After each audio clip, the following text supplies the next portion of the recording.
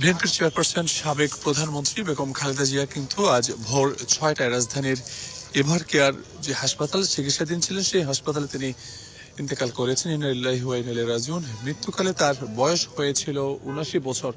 দর্শক, আমরা রয়েছি এই মুহূর্তে রাজধানীর এভার কেয়ার হাসপাতালে এবং যেখানে এখনো বিএনপি চেয়ারপারসন বেগম খালেদা জিয়া রয়েছেন।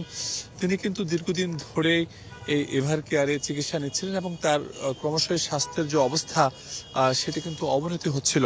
কিন্তু আমরা গত ২ দিন দেখেছি তার পরিবারের পক্ষ থেকে এবং যারা তার চিকিৎসক রয়েছেন চিকিৎসকদের পক্ষ থেকে কিন্তু বারবার জানানো হচ্ছিল যে তার অবস্থা অত্যন্ত সংকটাপন্ন এবং আশঙ্কাজনক।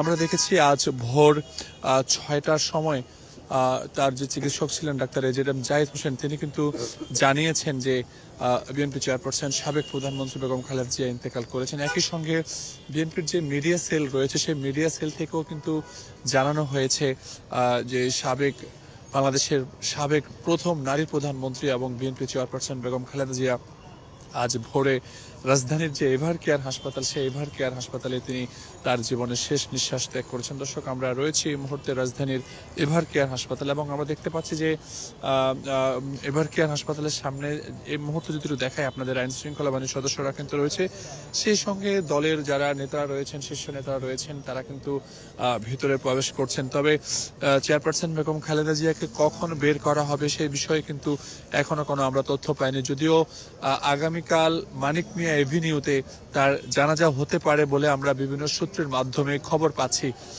সেটা এখন নিশ্চিত করে কিন্তু বলা যাচ্ছে না। দর্শক, আমরা রয়েছি এই মুহূর্তে রাজধানীর এভার কেয়ার হাসপাতালে যেখানে